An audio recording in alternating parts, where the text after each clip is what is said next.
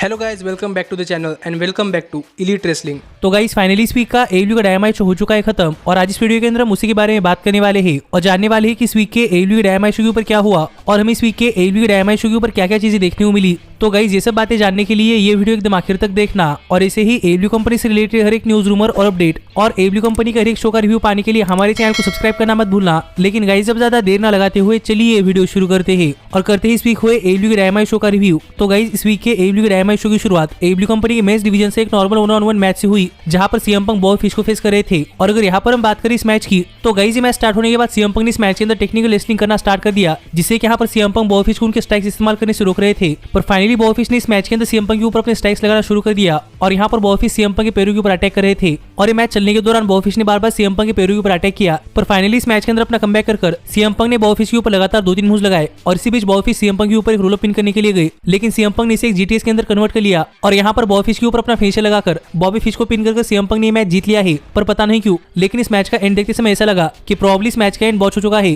क्योंकि CM Punk GTS finisher खाने के बाद यहाँ पर बॉबी फिश ने किक आउट कर दिया था, लेकिन फिर भी यहाँ पर रेफरी ने 3 काउंट कर दिया जो देखकर CM Punk भी सरप्राइज थे। पर फाइनली CM Punk ने भी मान लिया कि CM Punk ने मैच जीता है। लेकिन इसके बाद हमें AEW डायनामाइट शो के ऊपर मैलेकाई ब्लैक एक बैकस्टेज प्रोमो देखने को मिला और यहाँ पर बात करते हुए मैलेकाई ब्लैक ने कहा कि माना कि कोडी रोड्स ने मैलेकाई ब्लैक को एक मैच के अंदर हरा दिया है, लेकिन मैलेकाई ब्लैक ने कोडी रोड्स की पर्सनल और प्रोफेशनल ये दोनों ही लाइफ तबाह कर दी है और अब AEW कंपनी के ऊपर हर एक फैन कोडी रोड्स को हेट करता है और मैलेकाई ब्लैक का असली खेल अब शुरू होने वाला है। जो बात यहाँ पर मैलेकाई ब्लैक ने कही तो देखना पड़ेगा कि आगे चलकर मैलेकाई ब्लैक और कोडी रोड्स के बीच में क्या होता है। लेकिन इसके बाद इस वीक के डायनामाइट शो के ऊपर MJF आ गए जिनका इस वीक के डायनामाइट शो के ऊपर एक लोकल डायन के खिलाफ एक मैच था और यहाँ पर MJF एक लोकल डायन को फेस कर रहे थे। तो आप समझ सकते हैं कि मैच एक स्क्वाश मैच ही था और ये मैच स्टार्ट होती MJF ने इस मैच के अंदर अपने अपोनेंट के ऊपर अपना फिनिशर लगाया और यहाँ पर अपने अपोनेंट को पिन कर MJF ने मैच जीत लिया है। पर गाइस ये मैच जीतने के बाद अपने टिपिकल फैशन के अंदर यहाँ पर MJF ने पूरी क्राउड की बेइज्जती कर दी और यहाँ पर MJF कह रहे थे कि यहाँ पर आया हुआ पूरा का पूरा क्राउड डैमेज है। लेकिन डैमेज से MJF को याद आया कि हाल फिलहाल में डार्बी एलिन AEW कंपनी के शोज के ऊपर नहीं आ रही, जो बातें यहाँ पर MJF कर ही रहे थे। लेकिन तभी यहाँ पर स्टिंग का थीम म्यूजिक बजा और सबको लगा कि यहाँ पर स्टिंग आने वाले है। पर गाइस ये थीम म्यूजिक MJF ने बजवाया था जिस वजह से यहाँ पर MJF काफी हंस रहे थे, लेकिन वार्डलो को शायद ही पता नहीं था क्योंकि यहाँ पर वार्डलो एकदम सीरियस थे और क्या पता आगे चलकर वार्डलो MJF के ऊपर इसलिए गुस्सा हो जाए कि हाल फिलहाल में MJF वार्डलो को हर एक चीज नहीं बता रहे। पर इसके बाद जब MJF यहाँ पर हंसकर कह रहे थे कि डार्बी एलिन इस वीक के डायनामाइट शो के ऊपर नहीं आने वाली, तभी पूरी अरीना की लाइट्स ऑफ हो गई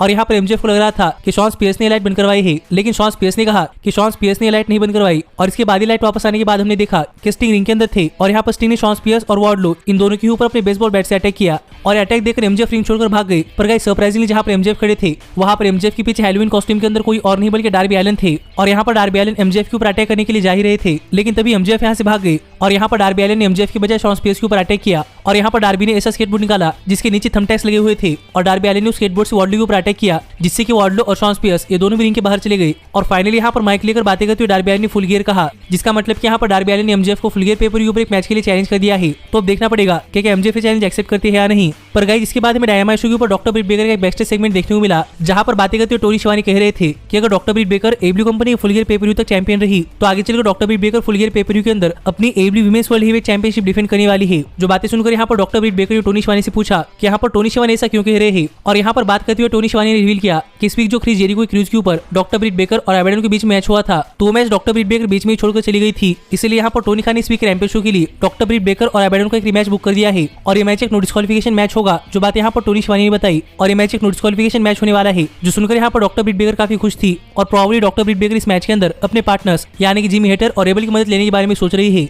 पर इसके बाद AEW के डायनामाइट शो के ऊपर सैमी गेवेरा अपनी TNT championship challenger Ethan page के अगेंस्ट डिफेंड कर रहे थे और यहाँ पर मैच स्टार्ट होने से पहले सैमी गेवेरा ने इथन पेज के ऊपर अटैक करना स्टार्ट कर दिया था और ये मैच शुरू होने से पहले सैमी गेवेरा ने इथन पेज के ऊपर रिंग साइड पर काफी तगड़ा अटैक किया और जब ये दोनों ही सुपरस्टार्स रिंग के अंदर पहुंचे तब ये मैच ऑफिशियली स्टार्ट हुआ। और गाइस यहाँ पर इस मैच के लिए स्टिपुलेशन थी कि अगर सैमी गेवेरा ये मैच हारते हैं तो सैमी गेवेरा अपनी TNT चैंपियनशिप तो हारेंगे ही, लेकिन सैमी गेवेरा को इनर सर्कल ग्रुप भी छोड़ना पड़ेगा, जिस स्टिपुलेशन के साथ हमें ये मैच इस वीक के डायनामाइट शो पर देखने को मिला है। और गाइस कहना पड़ेगा कि ये मैच एक बहुत ही बढ़िया मैच था जिस मैच के अंदर हमें सैमी गेवेरा और इथन पेज इन दोनों की तरफ से बहुत ही बढ़िया परफॉर्मेंस देखने को मिली है। और यहाँ पर इस मैच के अंदर सैमी गेवेरा ने अपने बहुत ही बढ़िया मूव्स लगाए हैं जैसे कि टॉप रोप कटर या फिर रिंग के बाहर एक शूटिंग स्टार प्रेस और इथन पेज इस मैच के अंदर बार बार सैमी गेवेरा के ऊपर अपना फिनिशर ईगो जज लगाने के लिए जा रहे थे, लेकिन सैमी गेवेरा बार बार इसे रिवर्स कर रहे थे, जो देखकर इथन पेज ने सैमी गेवेरा के ऊपर टॉप रोप से अपना फिनिशर लगाने के बारे में सोचा, लेकिन सरप्राइजिंगली सैमी गेवेरा ने रिवर्स कर एक रोलर पिन के अंदर कन्वर्ट कर लिया और यहाँ पर इथन पेज को पिन कर सैमी गेवेरा स्टिल है AEW कंपनी के TNT चैंपियन। लेकिन गाइस ये मैच खत्म होने के बाद यहाँ पर इथन पेज ने सैमी गेवेरा के ऊपर अटैक करना स्टार्ट कर दिया और ये स्कॉर्पियो स्काई भी आ गए जो भी यहाँ पर सैमी गेवेरा के ऊपर अटैक कर रहे थे, लेकिन तभी यहाँ पर इन्हें बचाने के लिए कोई और नहीं बल्कि पूरी इनर सर्कल आ गई, जिन्हें देखकर स्कॉर्पियो का और इथन पेज रिंग के बाहर चले गए। और इसके बाद यहाँ पर बात करते हुए क्रिस जेरिको ने कहा कि क्रिस जेरिको स्कॉर्पियो का और इथन पेज को उनके पीछे से अटैक करते हुए देख काफी थक चुके हैं और सैमी गेवारा ने इस वीक के डायनामाइट शो पर अपना मैच भी जीता है। यानी कि इसका मतलब कि एबल्यू कंपनी के फुल ईयर पेपर व्यू पर इनर सर्कल और अमेरिकन टॉप टीम का मैच होने वाला है, पर सैमी गेवारा ने अपना मैच जीता है। इसीलिए क्रिस जेरिको ने टोनी खान से बात की है और यहाँ पर टोनी खान ने इनर सर्कल और अमेरिकन टॉप टीम का ये मैच एक मिनियापोलिस स्ट्रीट फाइट के अंदर कन्वर्ट कर दिया है। जो बात यहाँ पर क्रिस जेरिको ने कही, जिससे कि आप समझ सकते हैं कि इनर सर्कल और अमेरिकन टॉप टीम का ये मैच एक मिनियापोलिस स्ट्रीट फाइट मैच होने वाला है। तो अब देखना पड़ेगा कि ये मैच कितना बढ़िया मैच होता है।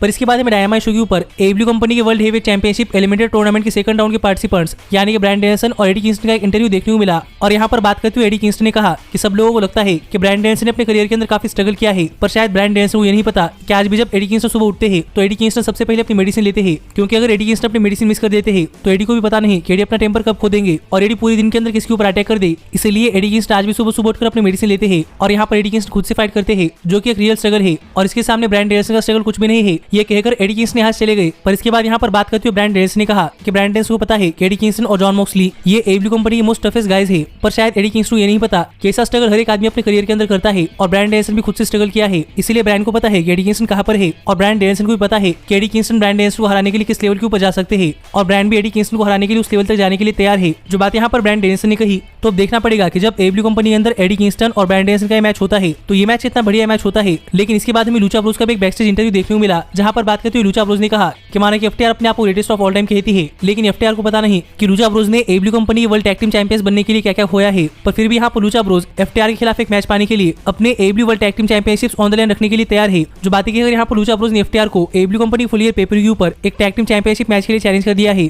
तो देखना पड़ेगा कि इसके ऊपर एफटीआर क्या कहते हैं। पर इसके बाद हमें एबल्यू डायनामाइट शो के ऊपर एबल्यू कंपनी के टीबीएस वुमेन्स चैंपियनशिप टूर्नामेंट का फर्स्ट राउंड मैच देखने को मिला, जहां पर हिकारू शिडा सेरेना डेब को फेस कर रही थी और यहाँ पर इस मैच के लिए अपनी एंट्रेंस करते समय हिकारू शिडा अपनी टूटी हुई ट्रॉफी लेकर आई थी, जो कि शिडा को तब मिलती जब शिडा ने अपना 50वां मैच जीता होता। पर सेरेना डेब की वजह से हिकारू शिडा अपने मैच हार चुकी थी, इसलिए यहाँ पर हिकारू शिडा सेरेना डेब से अपना बदला चाहती थी, जिस वजह से हमें ये मैच इस वीक के डायनामाइट शो पर एक बहुत ही बढ़िया मैच देखने को मिला है। और गाइस कहना पड़ेगा कि जितना बढ़िया मैच इन दोनों सुपरस्टार्स ने इससे पहले डिलीवर किया था उतना ही बढ़िया या फिर उससे भी बढ़िया मैच फिर एक बार इन दोनों सुपरस्टार्स ने डिलीवर किया है। और माना कि इस मैच की शुरुआत में हिकारू शिडा इस मैच के अंदर डोमिनेट कर रही थी, लेकिन एक टाइम के लिए सेरेना डेब ने इस मैच के अंदर अपना कमबैक कर हिकारू शिडा के पैरों के ऊपर अटैक करना स्टार्ट कर दिया और बॉबीफिश और सीएम पंक के मैच की तरह यहाँ पर सेरेना डेब हिकारू शिडा के पैरों के ऊपर अटैक कर रही थी। पर हिकारू शिडा ने सेरेना डेब का सबमिशन बार बार तोड़ने के बाद यहाँ पर सेरेना डेब हिकारू शिडा की उसी ट्रॉफी से हिकारू शिडा के ऊपर अटैक करने के लिए गई, लेकिन शिडा ने सेरेना डेब को रोक लिया और शिडा यहाँ पर सेरेना डेब के ऊपर अटैक करने के लिए गई। लेकिन अगर हिकारू शिडा ऐसा करती तो हिकारू शिडा डिस्क्वालिफिकेशन के चलते मैच हार जाती, इसलिए शिडा ने वो ट्रॉफी रेफरी को दे दी और इसका फायदा उठाकर सेरेना डेब ने हिकारू शिडा के ऊपर एक रोल अप पिन किया, पर शिडा ने फिर एक बार किक आउट कर दिया और इसके बाद सेरेना डेब हिकारू शिडा के ऊपर अपना फिनिशर लगाने के लिए गई,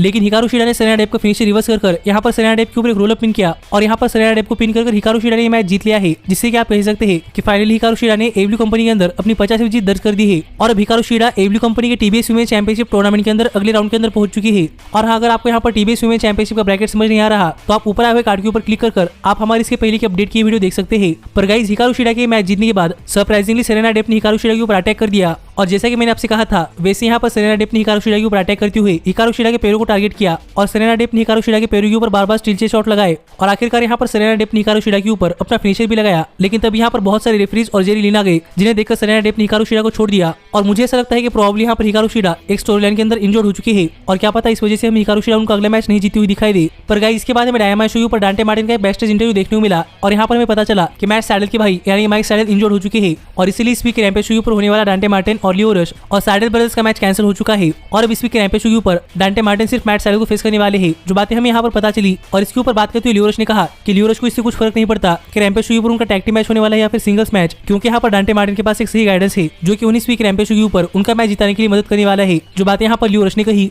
पर इसके बाद हमें एबल्यू डायनामाइट शो के ऊपर एबल्यू कंपनी के world heavyweight championship eliminator tournament के फर्स्ट राउंड मैच के अंदर जॉन मॉक्सली डार्क ऑर्डर के नंबर 10 को फेस करते हुए दिखाई दी। और अगर यहाँ पर हम बात करें इस मैच की तो गाइस जैसा कि मैंने आपसे कहा था वैसे ही मैच स्टार्ट होते ही जॉन मॉक्सली ने 10 के ऊपर अटैक करना स्टार्ट कर दिया और यहाँ पर जॉन मॉक्सली 10 के ऊपर काफी ब्रूटली अटैक कर रहे थे और एक टाइम के लिए 10 ने रिवर्स करने का भी ट्राई किया, लेकिन जॉन मॉक्सली ने 10 के ऊपर काफी ब्रूटली अटैक करते हुए 10 का मास्क फाड़ डाला और मॉक्सली ने यहाँ पर 10 को स्टील पोस्ट के ऊपर दे मारा, जिससे कि नंबर 10 की सिर से खून निकल रहा था और इस सब के बावजूद भी यहाँ पर नंबर 10 फाइट बैक करने की कोशिश कर रहे थे। लेकिन फाइनली जॉन मॉक्सली ने नंबर 10 के ऊपर अपना फिनिशर पैराडाइम शिफ्ट लगाया और यहाँ पर नंबर 10 को पिन कर जॉन मॉक्सली मैच जीत चुके हैं और जॉन मॉक्सली एबल्यू कंपनी के world heavyweight championship eliminator tournament के अंदर सेकंड राउंड के अंदर पहुंच चुके हैं, जहां पर वो ऑरेंज कैसिडी को फेस करेंगे। पर गाइस फिर एक बार मैच खत्म होने के बाद मॉक्सली यहाँ पर अपनी जीत सेलिब्रेट नहीं की, बल्कि मॉक्सली यहाँ पर जल्द से जल्द बैक से चले गए, जिससे मुझे लगता है कि हमें काफी जल्दी एबल्यू कंपनी का तो जॉन मॉक्सली का हिल टर्न देखने को मिल सकता है। लेकिन गाइस इसके बाद हमें एबल्यू डायनामाइट शो के ऊपर एफटीआर का एक बैकस्टेज इंटरव्यू देखने को मिला, जहां पर बात करते हुए एफटीआर ने लूचा ब्रोस का चैलेंज एक्सेप्ट कर लिया है और अब एफटीआर चाहती है कि इस साल के फुल ईयर पेपर व्यू पर एफटीआर लूचा ब्रोस के एबीडब्ल्यू वर्ल्ड टैग टीम चैंपियनशिप्स के लिए फेस करे। और जैसे एफटीआर ने लूचा ब्रोस की तरफ से triple A mega tag team championships ले ली है, वैसे एफटीआर लूचा ब्रोस की तरफ से AEW company world tag team championships ले ली।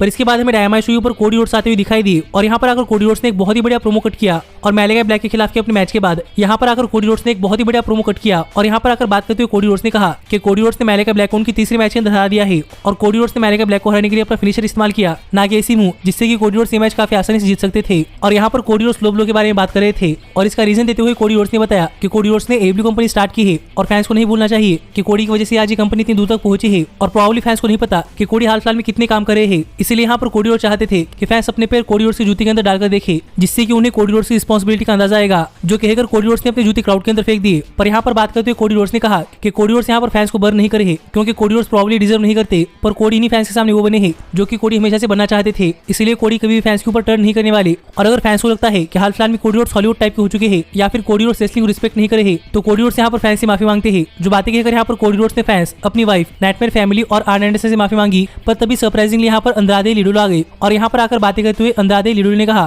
कि कोडी रोड्स ने उनकी लाइफ के अंदर काफी सारी मिस्टेक की है, जिसके लिए उन्हें सॉरी कहना चाहिए। और पहली मिस्टेक तो ये है कि कोडी ने अपने गले के ऊपर एक टैटू बनवाया है, लेकिन दूसरी मिस्टेक ये है कि कोडी अंद्रादे के रास्ते के बीच में आ रहे हैं और इसलिए अंद्रादे कोडी को अपने बीच बनाने वाले हैं। जो बात यहाँ पर अंद्रादे ने कही और अंद्रादे के कहने के बाद कोडी अंद्रादे को अटैक करने के लिए जाने वाले थे, लेकिन तभी सरप्राइजिंगली सभी लाइट्स ऑफ हो गई और लाइट्स वापस आने के बाद हमने देखा कि रिंग के अंदर कोई और नहीं बल्कि मैलेका ब्लैक खड़े थे। और यहाँ पर मैलेका ब्लैक ने कोडी रोड्स के ऊपर ब्लैक मिस्ट फेंक दी, जिसके बाद यहाँ पर अंद्रादे और मैलेका ब्लैक मिलकर आर्न एंडरसन और कोडी रोड्स के ऊपर अटैक कर रहे थे। लेकिन तभी यहाँ पर इन्हें बचाने के लिए कोई और नहीं बल्कि पाक आ गए, जिन्होंने यहाँ पर आकर अंद्रादे लिडोलो और मैलेका ब्लैक के ऊपर काफी तगड़ा अटैक किया, जिससे कि मैलेका ब्लैक और अंद्रादे लिडोलो ये दोनों ही रिंग के बाहर चले गए। और प्रॉब्ली हमें एबीडब्ल्यू कंपनी के अंदर काफी और टैग टीम यानी कि पाक और कोडी रोड्स साथ में आते हुए दिखाई दे रहे हैं। लेकिन गाइज इसके बाद एबीडब्ल्यू ने अगले रैम्पेज शो और अगले डायनामाइट शो के लिए कुछ मैचेस एडवर्टाइज किए। जो मैचेस कौन से हैं जानने के लिए आप ऊपर आए हुए कार्ड के ऊपर क्लिक कर हमारे चैनल के एप्लीकेशन के अंदर जाकर ये आर्टिकल पढ़ सकते हैं। और अगर आप हमारे चैनल के एप्लीकेशन के ऊपर जा रहे हैं तो हमारे चैनल के एप्लीकेशन डाउनलोड भी करना मत भूलना, जहां से आपको एबीडब्ल्यू कंपनी की हर एक न्यूज, रूमर और अपडेट काफी पहले पता चलती है। और हमारे चैनल के एप्लीकेशन कैसे डाउनलोड करें ये जानने के लिए आप ऊपर आए हुए कार्ड के ऊपर क्लिक कर आप हमारी ये वीडियो देख सकते हैं। लेकिन गाइज इस सब के बाद यहाँ पर टाइम हो चुका था इस वीक के डायनामाइट शो के मेन इवेंट का, जहां पर एक 8-मैन टैग टीम मैच के अंदर डार्क ऑर्डर द एलीट को फेस कर रही थी। और यूनाइटेड स्टेट्स के अंदर हैलोवीन का टाइम है, इसलिए यहाँ पर सभी रेसलर्स घोस्टली कॉस्ट्यूम पहनकर आए थे। पर द एलीट यहाँ पर घोस्ट बस्टर का कॉस्ट्यूम पहनकर आई थी, जो कि घोस्ट को मारते हैं, क्योंकि यूनाइटेड स्टेट्स के अंदर हैलोवीन ऐसे ही डिफरेंट कपड़े पहनकर सेलिब्रेट किया जाता है। और गाइस कहना पड़ेगा कि जितने बढ़िया कॉस्ट्यूम इस मैच के लिए रेसलर्स ने पहने थे उतना ही बढ़िया ये मैच था। और सच में इस मैच के अंदर में बहुत ही बढ़िया मूव्स और बहुत ही बढ़िया स्पॉट्स देखने को मिले हैं। और आप एक तरीके से कह सकते हैं कि ये मैच एक स्पॉट फेस्ट था, क्योंकि हमें इस मैच के अंदर एक के बाद एक बहुत ही बढ़िया स्पॉट्स देखने को मिले हैं, जहां पर डार्क ऑर्डर और द एलीट इन दोनों ने इस मैच के अंदर बहुत ही बढ़िया स्पॉट्स दिए। और ऐसे स्पॉट्स थे जो देखकर आप भी सरप्राइज हो जाएंगे। पर जब इस मैच के आखिर में सभी रेसलर्स एक दूसरे के ऊपर अटैक कर रहे थे, तभी एक्सीडेंटली मैट जैक्सन ने रेफरी के ऊपर अटैक कर दिया, जिसके बाद स्टू ग्रेसन मैट जैक्सन के ऊपर अपना फिनिशर लगाने के लिए जा रहे थे। लेकिन मैट जैक्सन ने स्टू ग्रेसन के ऊपर एक लो ब्लो लगा दिया। पर पीछे से डार्क ऑर्डर के तीनों ही मेंबर्स मैट जैक्सन के ऊपर एक लो ब्लो लगाने के लिए आ रहे थे, लेकिन पूरी द एलीट ने डार्क ऑर्डर के ऊपर एक लो ब्लो लगाया। और इतने में यहाँ पर डार्क ऑर्डर के बाकी मेंबर्स आ गए, जिनमें से हॉर्स रिंग के अंदर आ गया। और ये देखकर द एलीट ने उसके ऊपर एक लो ब्लो लगाया और उसके बाद उसके ऊपर बीटी ट्रिगर लगाया। पर जब द एलीट ने उसका मास्क उतारा तो गाइज में पता चला कि वो कोई और नहीं बल्कि ब्रैंडन कटलर है, जो कि द एलीट के ही मेंबर है। लेकिन डार्क ऑर्डर ने उन्हें किडनैप कर लिया था